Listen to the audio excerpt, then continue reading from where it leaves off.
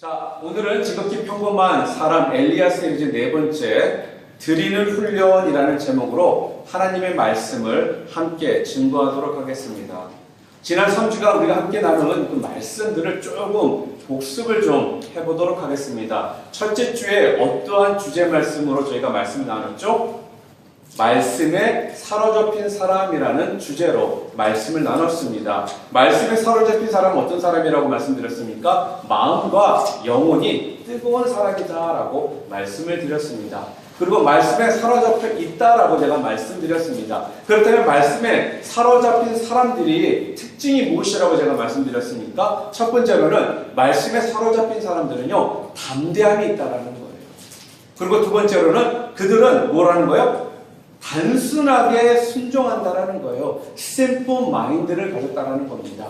가라 하면 가고요, 쓰라 하면 쓰는 이런 단순한 그런 순종의 모습이 있었습니다. 그리고 두 번째 주에 제가 무슨 이야기를 했을까요? 그리 시냇가 훈련에 대해서 제가 말씀을 나눴습니다. 왜 엘리야를 그리 시냇가로 하나님께서 보내셨을까? 그리 시냇가를 통해서 엘리야에게 어떠한 훈련을 하나님께서 원하셨는지에서 두 가지 말씀을 드렸습니다. 무엇이었죠? 첫 번째는 믿음의 훈련을 시키셨고요, 두 번째는 바로 순종의 훈련을 시키셨다라고 제가 말씀드렸습니다.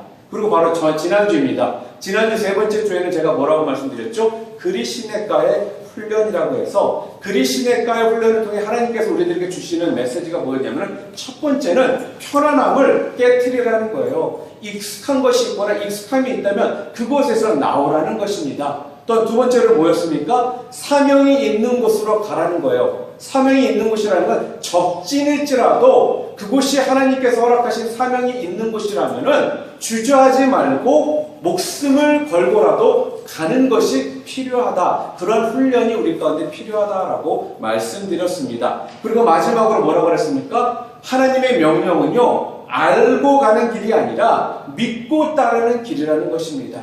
우리가 가끔씩 하나님의 명령에 대해서 퀘스천을 달려고 하는 경향이 있는데, 퀘스천을 달지 마시고 하나님의 말씀이라면, 하나님의 명령이라면 그 순간 왜 그래야지 되는지 이유를 알 수 없고 납득이 되지 않을지언정 믿고 가는 것이 아니라, 알고 가는 길이 아니라 믿고 따르는 길이라는 것을 여러분들이 꼭 잊지 말라라고 제가 지난주 말씀을 드렸습니다. 자, 지난주 제가 엘리야의 순종에 대해서 말씀을 나누면서 또한 엘리야의 순종이 바로 사르밧 과부의 순종을 낳게 했다라고 제가 말씀드렸습니다. 자, 그렇다면 오늘 이 사르밧 과부의 모습을 통해서 어떠한 순종의 모습이 보여지고 있는지 그 부분에 대해서 오늘 함께 말씀을 통해 살펴보도록 하겠습니다. 자, 첫 번째 사르밧 과부의 모습을 통해 우리들에게 보여주시는 첫 번째가 무엇이냐? 바로 친절하게 대하라는 거예요.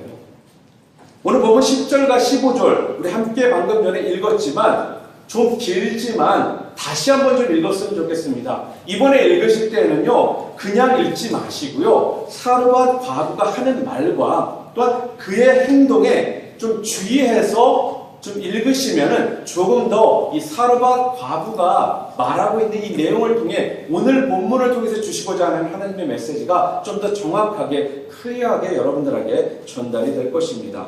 우리 10절부터 15절 한 번 더 차근차근 좀 함께 읽겠습니다.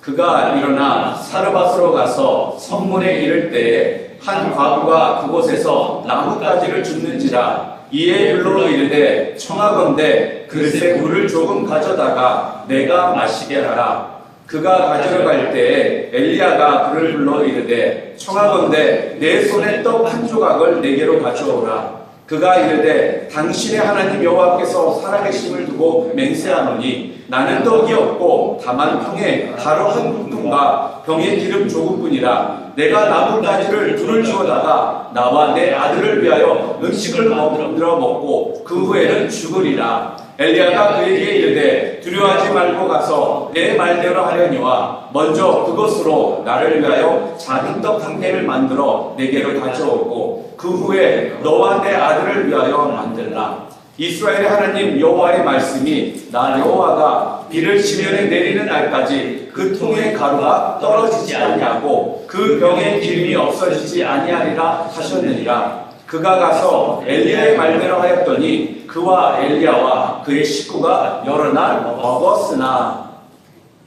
말씀을 보면요, 사르밧에 도착한 엘리야가 나뭇가지를 줍고 있는 한 여인에게 지금 물을 조금 가져달라고 청합니다. 그랬더니 이 여인이요, 두말 않고 물을 가지러 가더라는 거예요. 물을 가지러 가려고 하는데요, 또다시 엘리야가 또 불러서 부탁을 합니다. 이번에는 뭐라고요? 내가 너무 배가 고프니까 나에게 떡 한 조각을 만들어 갖다 주시겠습니까? 라는 그 부탁을 하는 거예요. 솔직하게 막말로 엘리야가 이 사르밧 과부를 언제 봤다고, 솔직히 지가 나를 언제 봤다고 나한테 물 가져와라, 떡 대령하라 이렇게 말을 하겠냐라는 생각을 충분히 우리가 가질 수가 있습니다. 그러면서 얼마든지 이 사르밧 과부는 엘리야의 이 부탁을요 거절할 수가 있었다는 거예요. 나 지금 바쁩니다. 내가 지금 이렇게 한가롭게 보이니까 당신 줄 떡이 어디 있어요? 제가 먹을 것도 없는데요. 이렇게 말을 할 수가 있는데, 얼마든지 그럴 수가 있었는데 그렇게 하지 않았다는 거예요. 오늘 보면 12절에 보니까 떡을 하나 구워서 달라고 하는 그 엘리야를 보면서 자신이 지금 그 형편이 못 된다는 그 사실 때문에 괴로워하고 있는 모습을 우리가 오늘 본문 12절을 통해서 엿볼 수가 있다는 겁니다. 무슨 말씀입니까? 이 여인은 지금 나그네인 엘리야를 친절하게 대했다는 거예요. 사랑하는 성도 여러분, 여러분도 누구에게나 친절하게 대하시기를 바랍니다. 친절이 어떻게 보면 우리 크리스천들의 지표가 저는 되어야 된다고 생각됩니다.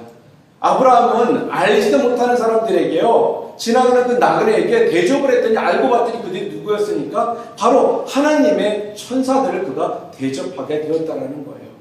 오늘 우리 집에 찾아오는 손님, 아니면 또한 오늘 낯선 나그네들을 나그네가 아닌 우리 주님께 대하듯이, 천사에게 대하듯이 친절을 베푸시는 그런 여러분들 모두 되시기를 주님의 이름으로 축복합니다. 그럴 때 우리 주님께서는요, 그러한 우리의 친절을 결코 잊지 않으시겠다라고 지금 마태복음 10장 42절을 통해 말씀해 주고 있습니다. 뭐라고요?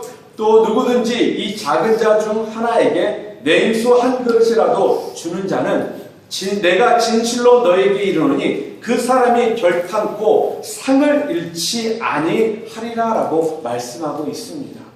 어떤 의미에서 오늘 사르밧 과부의 가정에 기름과 쌀떡이 마르지 않는 축복을 받은 이유 중에 하나는요, 어떻게 본다면은 바로 나그네에게 친절을 베풀었기 때문에 그렇다라고 말할 수가 있다는 거예요.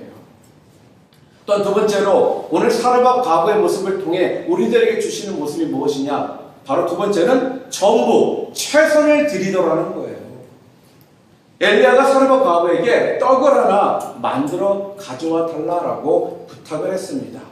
그러자 이 여인이 어떻게 합니까? 오늘 보면 12절에 그가 이르되 당신의 하나님 여호와께서 살아계심을 두고 맹세하노니 나는 떡이 없고 다만 통에 가루 한 움큼과 병에 기름 조금뿐이라. 내가 나무가지 둘을 주워다가 나와 내 아들을 위하여 음식을 만들어 먹고 그 후에는 죽으리라. 어떻게요? 죽으리라 라고 지금 말씀하고 있다는 거예요.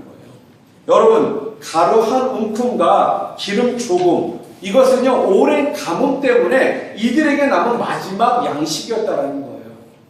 이제 이것만 먹으면 끝이라는 것입니다. 더 이상 없다라는 거예요. 숨겨놓은 것이 없는 그런 상이라는 것을 지금 말해주고 있습니다.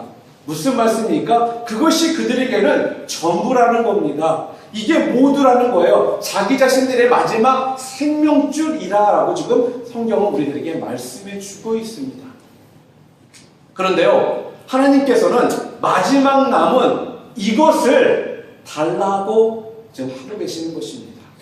무슨 말씀입니까? 내 전부를 달라는 거예요. 내 마지막 생명을 달라고 하나님께서는 지금 말씀하고 있는 것입니다.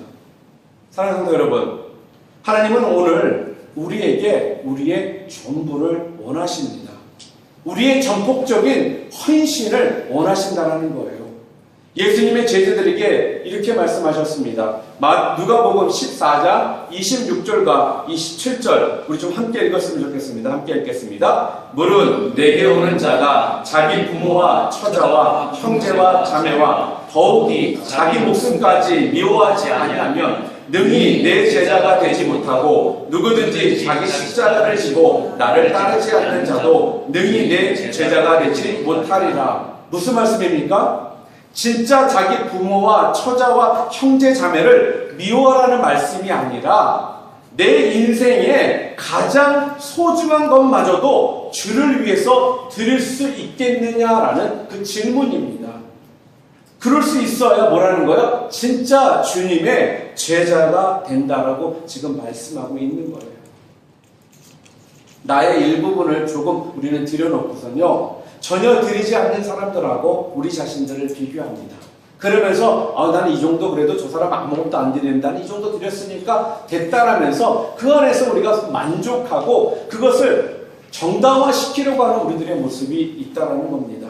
그런데요, 지금 뭐라는 거예요? 주님께서는 나한테 지금 이런 질문을 하고 계시는 것입니다. 이것이 너의 최선이냐라는 질문을 하고 있는 것입니다. 얼마든지 조금 더 신경 쓸 수 있고요. 얼마든지 더 관심을 가질 수 있고요. 더 헌신할 수 있는데 조금 더 헌신할 수 있는 모습들이 우리 가운데 있는데 이것이 다냐라는 것입니다. 우리는 가끔씩 주일 예배 한번 참석하고서 꼴랑 그걸로서 모든 것을 다 했다라는 생각을 가질 때가 우리 가운데 있다라는 거예요. 사랑하는 여러분, 맞습니다. 어떠한 지체들 가운데는 주일 예배 한번 참석하는 것이 그들의 최선일 수도 있습니다. 그러나 솔직하게 우리 자신들을 뒤돌아본다면 그것이 최선이 아닐 경우가 더 많다라는 거예요. 충분히 하나님 앞에 더 나은 모습으로 예배를 올려드릴 수가 있고요. 더 헌신할 수 있는 우리들 자신들이 분명히 있다라는 거예요. 그런데 우리는 조금 들여놓고 그것으로 만족하며 지낼 때가 있다는 거죠. 그래서 오늘 성경은요, 우리들에게 이것이 주님께서는 묻는 질문이 너의 최선이냐라는 이 질문을 지금 하고 있습니다. 사랑하는 성도 여러분, 우리 하나님께서는 언제나 나의 최선으로 또한 온 마음과 온 뜻과 온 정성을 다해서 우리 하나님을 사랑하고 하나님 앞에 내 삶을 드리는 것을 진정 하나님께서는 기뻐하신다는 것입니다. 우리 모두가요, 그런 삶을 모두 살 수 있기를 주님의 이름으로 축원합니다. 우리 하나님은요, 오늘 최선의 것으로 전폭적으로 헌신하며 나오는 자에게는요, 우리 하나님께서 내가 뭐라는 건 똑같이 우리에게 최선의 것으로 또한 하나님도 전폭적인 능력으로 응답하시고 축복해 주시는 분이심을 믿으시기 바랍니다. 또 세 번째로 이 사르밧 과부의 이 모습의 순종된 모습을 통해 우리들이 배울 수 있는 것이 무엇이냐? 하나님의 말씀이 항상 먼저여야 된다는 거예요. 하나님의 말씀이 항상 먼저인 것을 보여줬던 사람이 바로 이 사르밧 과부라는 말씀입니다. 여기서 또 생각할 것이 있습니다. 그래도 여러분과 제가 신앙생활을 하다 보면은 신앙생활 하다가 내 믿음 때문에 좀 굶어야 되고 어느 때는 굶어 죽어야 되는 상황까지 놓였을 때 조금만 믿음이 있으면 그래도 여러분과 저는요, 그래도 버틸 수 있고요, 믿음으로 그것을 이겨나갈 수가 있습니다. 어렵지만 조금만 믿음이 있으면 할 수 있다라는 거예요. 그런데요, 엄마 입장에서는 조금 다릅니다. 엄마 입장에서 한번 생각해 보시기를 바랍니다. 대부분의 엄마들은 어떻습니까? 자기 자신은 굶어도요, 괜찮습니다. 자기는 못 먹고 못 입어도 괜찮습니다. 그런데요, 자녀에게 대해서는 다르다라는 거예요. 아시는 분들은 아시겠지만 저는 인천에서 태어나서 인천에서 자랐습니다. 그리고 또 저의 집사람은 부산에서 태어나서 부산에서 자란 사람이에요. 우리 두 사람 다 결과적으로 한국에서 태어나서 한국에서 자란 사람이 만나서 그런지 몰라도 식성이 참 비슷합니다. 저희가 육류를 안 먹는다는 것이 아니라 선택을 저희한테 허락하신다면 육류냐 어류냐 그러면은 육류보다는 어류 쪽을 더 선택하게 되더라고요. 결혼해서 이제 밥을 차려왔잖아요. 그리고 그날 생선이 딱 올라왔습니다. 저희 가정에. 생선을 먹는데 우리 집사람과 제가 생선 먹는 것이 비슷해요. 우리 둘 다 생선의 등 쪽에 있는 살만 먹고 있더라는 거예요. 그러니까 나머지 부분은 우리 둘 다 건들지도 않아요. 자, 두 사람이 얼마나 먹는 식성도 비슷한지. 그래서 거의 생선을 등만 먹고 나머지는 버리다시피 하더라는 겁니다. 근데 제가 어릴 때 저희 어머니께서 항상 생선 같은 거를 먹을 때 되잖아요. 그러면요, 어머니께서는 생선을 안 드세요. 생선의 살을 안 드시고 저한테 그 살을 발라주시고 항상 당신은 내장이나 머리만을 드시면서 맛있다고 그러시는 거예요. 어릴 적에는 진짜 난 내장과 머리가 맛있는 줄 알았습니다. 그러나 제가 성장해서는 그렇지 않다라는 걸 알았지만 제가 결혼해서 자녀가 있고 보니까요, 진짜 그 의미가, 그 뜻이 무엇인지를 알게 되더라는 거예요. 제가 초반에 말씀드렸죠. 저희 집사람과 저가 생선이 딱 올라오면 우리 두 사람 다 어디를 먹는다고요? 생선의 등쪽 살만 먹고 나머지 부분은 버렸습니다. 그런데요, 우리 집사람이 아이들이 있고 나니까 뼈가 없는 등쪽 살을 아이들을 발라서 주고요, 아이들이 먹지 않는 다른 부분을 먹기 시작하더라는 거예요. 제가 그것을 보면서요, 살이 맛이 없어서 안 드셨던 것이 아니라 자녀가 먹는 것이 더 좋기 때문에, 자녀가 먹는 것이 더 기뻤기 때문에 어머니는 드시지 않았다라는 것을 알게 되었다라는 겁니다. 그게 바로 어머니의 마음이라는 것입니다. 그런데요, 배고파 우는 아들을 보면서, 더군다나 과부니까 남편이 없잖아요. 그러니 이 과부로서 누구만 바라보고 살겠습니까? 이 아들만 바라보고 살고 있지 않겠습니까? 그런데 이 사랑하는 아들이 배가 고파서, 또한 배고파는 이 아들에게 아무것도 해줄 수가 없는 그 엄마의 마음은요, 배고파서 우는 아들보다 더 마음이 아플 거라는 거예요. 그런데요, 이 사르밧 과부가 대단한 것이 무엇인 줄 아세요? 배고파 우는 아들이 먼저가 아니라요, 바로 하나님의 말씀이 이 사르밧 과부에게는 먼저였다라는 거예요. 하나님의 말씀에 먼저 순종해서 하나님의 종인 엘리야에게 먼저 드리더라는 것입니다. 열왕기상 17장 13절 한번 보겠습니다. 엘리야가 그에게 이르되 두려워하지 말고 가서 내 말대로 하려니와 먼저 그곳으로 나를 위하여 작은 떡 한 개를 만들어 내게로 가져오고 그 후에 너와 내 아들을 위하여 만들라. 사랑하는 성도 여러분, 하나님이 항상 먼저 돼야 된다는 말씀입니다. 하나님의 말씀이 항상 먼저야 되는 것입니다. 하나님의 교회가 우리 삶 가운데 가장 먼저 되어야 된다는 것입니다. 하나님은요, 두 번째, 세 번째 싫어하십니다. 우리 하나님은요, 항상 하나님께서 우리 삶 가운데 첫 번째 먼저가 되기를 원하신다는 것입니다. 그래서 마태복음 6장 33절에 뭐라고 성경은 말씀합니까? 그런즉 너희는 먼저 그의 나라와 그 의를 구하라. 그리하면 이 모든 것을 너희에게 더하시리라 라고 성경은 분명하게 지금 말씀하고 있다는 거예요. 오늘 우리에게는요, 언제나 먼저여야 할 것이 있고요, 나중에 해야 될 것이 있다라는 말씀이에요. 언제나 먼저야 할 하나님이, 그런데 어떻습니까? 우리 삶 가운데 첫 번째 되고 먼저야 되는데 그렇지 못할 때가 많다라는 거예요. 하나님께서 순간순간마다 우리 삶 가운데 나중이 되어버리더라는 거예요. 그렇기 때문에 우리의 삶이요, 그 이유 때문에 뒤죽박죽된 삶 가운데 우리가 살 수밖에 없다라는 말씀입니다. 여러분, 11조가 뭡니까? 11조는요, 하나님이 먼저임을 보여주는 우리의 신앙의 행위 중에 하나입니다. 우리가 다 쓰고 남은 것을 11조 하지 않지 않습니까? 어떻게 합니까? 월급을 받으면요, 가장 먼저 11조를 떼어서 그것을 하느님 앞에 먼저 드리고 나서 우리가 그걸 가지고 나머지 돈을 가지고 우리가 살지 않겠습니까? 하나님이 가장 먼저라는 것을 보여주는, 어떻게 보면 우리의 신앙의 고백이 바로 11조 생활이라는 거예요. 이번 우리가 뉴라이프 디비전 교회가 교회 개척을 하면서 지난 2달 동안 저희들이 기도 준비 모임을 가졌습니다. 기도 준비 모임을 하면서 함께 기도하고 준비하는 가운데 우리 형제 중에 하나가 이런 말을 하더라고요.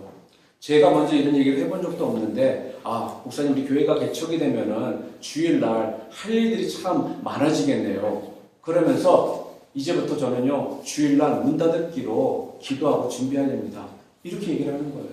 저 솔직하게 그때 그 얘기를 들었을 때 굉장한 은혜고 도전이 되었습니다. 교회 개척이 이루어진다고 내가 얘기한 적도 없는데 본인 스스로가 먼저 교회를 위해서 주일 문을 닫겠다라는 거예요. 주일하는 문을 닫으면요, 본인한테는 물질적으로 많은 손해고요. 또한 그 장소에서도 잘못되면 원인을 먹을 수도 있는 상황들이거든요. 근데 믿음으로 본인이 문을 닫더라는 거예요. 이것이 우리가 말로 하는 삶이 아니라 하나님이 먼저이심을, 하나님이 기뻐하시는 일이라면 그 정도의 손해도 내가 감사하는 것이 당연하다라고 하는 우리들의 모습이 되어야 된다는 것입니다. 또 한 가지, 지금 여러분과 제가 드리고 있는 이 예배 초소는요, 원래는 이 주인이 2층에 있습니다. 근데 그 주인이 이곳에서 예배 드리는 것을 싫어한다고 해요. 그래서 솔직하게 우리가 이곳을 처음에 기도 준비 모임을 가질 때 이곳에서 저희가 예배 드릴 생각은 조금도 한 적이 없습니다. 이곳을 사용해 주시는 집사님께도 또 잘못되면 폐가 될 것 같아서 아예 생각도 하지 않았거든요. 근데 여러분이 알다시피 저희가 처음에 미술학원을 빌려서 사용하기로 했었는데 갑자기 3일 앞을 놔두고 미술학원을 사용할 수 없게 된 그런 상황이 되었습니다. 그런데 이 집사님께서 저랑 통화하는 가운데 그러시는, 목사님, 당연히 좋은 일하고 하나님이 기뻐하시는 일을 하는데 저희 이곳에서 예배 드리시라고. 그러면서 하시는 말씀이 장소 찾을 때까지 천천히 편하게 이곳을 사용하세요, 이러는 거예요. 그래서 제가 뭐라고 했겠습니까? 집사님, 여기 주인이 싫어한다고 그러는데 제가 어떻게 예배를 드리겠습니까? 그랬더니 이 집사님이 하시는 말씀이, 집사님, 제가 무슨 소리 하면요, 제가 그 사람하고 주인하고 얘기할게요. 제가 알아서 할 테니까 목사님은 신경 쓰지 마시고요, 이곳에서 찾으실 때까지 편안하게 예배 드리세요. 하나님이 기뻐하시는 일이잖아요. 이러시더라는 거예요. 교회 개척을 하면서요, 저는 제가 어떻게 해보려고 한 적이 거의 없었던 것 같습니다. 매 순간마다 어려움이 닥치고 또 그런 일이 생길 때마다 무릎 꿇고 기도할 수밖에 없더라는 거예요. 왜요? 하나님이 하셔야 되는 거고 하나님께서 말씀 가운데 우리 가운데 약속해 주셨기 때문에 내 자신을 믿거나 여러분을 믿는 것이 아니라 바로 하나님의 말씀을 믿었기 때문에 그렇게 할 수 있었다는 것입니다. 사랑하는 우리 형제자매 여러분, 하나님이 기뻐하시는 일을 하면요, 손해를 보는 것이나 또한 힘듦이 있어도요, 순종을 해야 되는 것입니다. 그리고 이 모습이 하나님의 말씀을 먼저로 여기는 우리의 신앙의 모습이라는 겁니다. 이런 모습들이 있을 때 진정 하나님의 살아계심을 우리들의 삶을 통해 우리가 증거할 수 있게 된다는 말씀입니다. 열왕기상 17장 14절에 보게 되면요, 이스라엘 하나님 여호와의 말씀이 나 여호와가 비를 지면에 내리는 날까지 그 통의 가루가 떨어지지 아니하고 그 병의 기름이 없어지지 아니하리라 하셨느니라 라고 성경은 말씀합니다. 엘리야가 떡을 만들어 먼저 자기에게 가져오라고 했습니다. 아마 사르밧 가부도 순종하기가 쉽지 않은 그러한 청이었을 것입니다. 아마도 사르밧 가부의 내면에서는 여러 가지 생각들이 복합적으로 갈등 가운데 아마 싸움이 일어나고 있었을 것입니다. 아마 의심도 했을 것이고요, 갈등도 있었을 것이고요. 그런데 이 사르밧 가부가요, 엘리야가 들고 나온 것이 무엇입니까? 바로 하나님의 말씀을 들고 나오더라는 거예요. 하나님의 말씀이 비를 지면에 내린 날까지 그 쌀떡과 기름떡이 마르지 않겠다 하셨다라면서 말씀으로 그저에게 선포하다라는 것입니다. 마태복음 6장 31절, 여러분들이 잘 아시는 성경 구절 아니겠습니까? 그러므로 염려하여 이르기를 무엇을 먹을까, 마실까, 입을까 하지 말라라는 이 말씀처럼요, 이 말씀처럼 우리들도 하나님의 말씀을 먼저로 여기고 의지하고 나갈 때에 우리의 삶에 기적과 은혜가 우리 가운데 경험되는 날이 곧 오게 된다는 말씀입니다. 그럴 때 쌀떡과 기름떡이 마르지 않는 그 경험을 여러분 자신들도 할 수 있게 된다는 것입니다. 사랑하는 성도 여러분, 인생을 살다 보면은 가끔씩 우리 인생을 살다가 의심도 할 때가 있고요, 또한 위기를 만날 때가 있습니다. 의심이 생기거나 그런 위기가 우리 가운데 다가올 때 우리는 어떻게 해야 될까요? 그 비결이 무엇일까요? 이길 수 있는 비결이 다른 것이 아니라는 겁니다. 바로 하나님의 말씀을 붙드는 것이 방법이고 그 비결이라는 것입니다. 하나님의 말씀을 붙들잖아요. 그때부터 여러분들이 힘이 생깁니다. 하나님의 말씀을 붙들 때부터 그때부터 여러분들이 믿음이 생긴다라는 거예요. 그때부터 여러분들이 용기가 생기기 시작한다는 말씀입니다. 오늘 사르밧 가부는요, 그 하나님의 말씀으로 인해서 힘을 얻었습니다. 말씀으로 인해서 그 안에 믿음이 생기기 시작했다라는 것입니다. 그래서 여러분 로마서 10장 17절 말씀 뭐라고 성경 말합니까? 그러므로 믿음은요 들음으로 나며 들음은 그리스도의 말씀으로 말미암았느니라라는 이 말씀처럼 여러분이 하나님의 말씀을 들을 때 그때 여러분들이 믿음이 생기는 것이고 그때 여러분들이 용기를 얻는 것이고 그때 바로 여러분들이 힘이 생기기 시작한다는 거예요. 지금 이 세상이 왜 자꾸 크리스천들이 연약해지고 있습니까? 바로 하나님의 말씀이 가까이 그들 가운데 있지 않기 때문에 언젠가부터 자꾸 교회는요 시름시름 앓고 시름시름 병들어 있는 자들로 모여있는 그러한 병원의 모습으로서만 존재하기 시작하더라는 거예요. 주님께서는요 우리가 병든 자들이 있으면 말씀으로 그 병든 자들을 고치라는 겁니다. 말씀으로 힘을 얻으라는 거예요. 그래서 세상을 향해 용기를 가지고 나가라는 거예요. 그것이 바로 말씀을 듣는 자, 말씀을 붙잡는 자들이 보여줘야 되는 모습이라는 겁니다. 이제 이 사르밧 가브가요 엘리야가 전하는 그 하나님의 말씀을 듣고는요 말씀에 의지해서 가장 귀한 것을 드리기까지 순종하게 되었다는 거예요. 언제요? 하나님의 말씀을 듣기 시작하면서부터 본인들의 생명줄이었던 본인들이 놓을 수 없었던 아들에게도 주지 않고 엘리야를 위해서 바칠 수 있었던 이런 순종의 모습이 나오기 시작했다는 것입니다. 여러분 신앙생활하면서 여러분 답답하십니까? 그리고 힘이 없으십니까? 왠지 마음 가운데 공허함이 생기십니까? 그리고 회의가 되십니까? 신앙에 좀 익사임은 여러분 가운데 생기지 않는다면요 하나님께서 말씀하시는 이 말씀의 그 약속을 붙드시기 바랍니다. 그 말씀을 붙들고 나가시면 그 말씀 때문에도 여러분들이 익사해질 수밖에 없고요 그 가운데 뜨거움이 생길 수밖에 없다는 거예요. 하나님의 말씀이 바로 그러한 영향을 우리 가운데 주기 때문에 말씀을 우리가 계속적으로 가까이 해야 되는 것입니다. 그래서 어떠한 상황 가운데 놓일지라도요 하나님의 말씀을 먼저 놓으시길 바랍니다. 자 그렇다면 하나님의 말씀을 먼저 놓았을 때 우리들에게 오는 그 결과가 무엇일까요? 어떤 일들이 벌어졌습니까? 그 순종의 모습으로서 우리 사르밧 과부에게 온 결과가 무엇입니까? 15절과 16절에 나와 있습니다. 그가 가서 엘리야의 말대로 하였더니 그와 엘리야와 그의 식구가 여러 날 먹었으나 여호와께서 엘리야를 통하여 하신 말씀같이 통의 가루가 떨어지지 아니하고 병의 기름이 없어지지 아니하니라. 할렐루야. 한 움큼의 가루와 몇 방울의 기름으로 떡을 부어서 하나님의 말씀에 순종한 결과가 지금 어떻다는 거예요? 이러한 엄청난 기적을 맛보게 되었다는 것입니다. 바닥나지 않는 축복을 받았다는 거예요. 이런 인생에 쌀떡과 기름떡마저도 마르지 않는 축복이요 여러분의 영육 가운데 우리 뉴라이프 뉴비전교회 성도님들 가운데 충만하시기를 주님의 이름으로 축원드립니다. 아니요 이걸로만 끝나도 안 돼요. 너무나도 많이 받아서 오히려 차고 넘쳐서 다른 사람들에게 퍼주는 그런 인생들 다 되시기를 주님의 이름으로 축복합니다. 몇 년 전에 한국으로 제가 이캠프를 간 적이 있었습니다. 이캠프에 갔을 때 그곳에서 여러분의 개척교회를 하시는 목사님들을 뵐 기회가 있었어요. 그 중에 한 분이 자기네 교회에 일어났던 그런 내용들을 간증적으로 저희들에게 시어를 해주신 적이 있었습니다. 그 목사님 교회에 한 교인이 한 분이 사업이 다 망해버린 거예요. 그래가지고 남자 집사님은 해외로 거의 도망가다시피 하셨고요. 여자 집사님과 자녀들은 거의 이제 집에서 쫓겨나와야 되는 상황까지 놓이게 되었다고 합니다.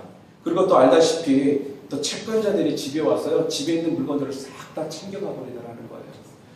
그런데 다행히도 이 여자 집사님이 남편이 주신 생활비를 조금씩 세이브, 한국 우리 여자 집사님들 잘 하시더라는 거예요, 여러분들. 그래서 원래 좀 세이브했던 돈이 한 500만 원 정도 있으셨다고 합니다. 솔직히 그 500만 원이면 이제 월세나 이런 데 사글세 같은 거를 좀 얻어서 아니면 보증금을 내고 이제 집을 나와야 되니까 얻어서 살 수가 있지 않아요. 그런데 이 여자 집사님께서 하루는 이 목사님을 찾아왔더래요.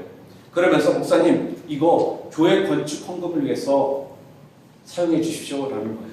그런데 이 교회가 건축을 하겠다고 말한 적도 없고요. 건축을 이 목사님도 생각해 보신 적도 없으셨다고 합니다. 그런 상황에서 이 집사님이 이걸 내놓는 거예요. 그래서 목사님께서 아니요 집사님, 이 돈으로요 보증금이나 월세라도 좀 얻어서 애들하고 사셔야 되지 않겠습니까? 그런데 끄꾸이 이 집사님이 이렇게 말씀하시더라고 합니다. 목사님, 이거요 교회 건축 헌금으로 써 주십시오. 제가 언제 또다시 헌금을 할 수 있을지 모르지 않습니까? 그러나 이것이 마지막일지도 모르니까 제가 가진 이 모든 것을 주님을 위해 먼저 드리고자 하는 마음을 제게 허락해 주셨기 때문에 이것을 건축 헌금으로 드렸으면 좋겠다라고 하면서 그 돈을 놔두고 가시더라는 거예요. 그래서 목사님은 그 돈을 그냥 가지고 있고 교회에 몇 분 리더들한테 이런 얘기를 했답니다. 집사님께서 이런 상황인데 이걸 어떻게 해야 되겠습니까? 라고 했더니 그 교회의 성도들이 그 집사님의 그 모습 때문에 도전을 받기 시작합니다. 그러면서 한 분씩 우리도 교회 건축을 위해서 헌신합시다 해가지고 한 분, 두 분씩 건축 헌금을 내기 시작해서 그 돈으로 교회 땅을 구입할 수 있게 되셨다고 합니다. 그리고 그 여자 집사님은요 얼마 후 남편 거래처소의 사람이 찾아왔더래요. 몇 년 동안 안 갚던 사람이 부도 소식을 듣고서 양심에 찔려서 찾아왔다는 겁니다. 그러면서요 못 갚은 돈 2억을 그 집사님에게 주고 가더라는 거예요. 그래서 그걸로요 아파트 전세를 얻고 남은 돈으로는 가게를 시작할 수 있게 되었다는 간증이었습니다. 사랑하는 형제자매 여러분, 하나님은요 남은 찌꺼기를 우리들에게서 원하시지 않습니다. 누구보다도 먼저 하나님께 드리시기 바랍니다. 하나님은 항상 먼저를 원하십니다. 여러분에게 있어서 찌꺼기 나머지가 아니라 그게 무엇이 되었든 간에 최선의 것을, 가장 좋은 것을 떼어드리는 그런 성도님들 모두 되시기를 주님의 이름으로 축원드립니다. 그럴 때 오늘 사르밧 과부의 모습을 통해서 한 움큼의 가루와 그 몇 방울의 기름이 하나님께 먼저 순종하고 말씀에 먼저 의거해서 드렸더니 어때요? 바닥이 마르지 않는 축복, 넘치는 축복을 받았던 것처럼 이러한 축복이 여러분들에게도 동일하게 임하시기를 주님의 이름으로 축원합니다. 먼저 축복의 씨앗 또한 기적의 씨앗을 심음으로 말미암아 하나님의 그런 풍성한 축복을 경험하시는 그런 믿음의 사람들 모두 되시기를 주님의 이름으로 축원드립니다.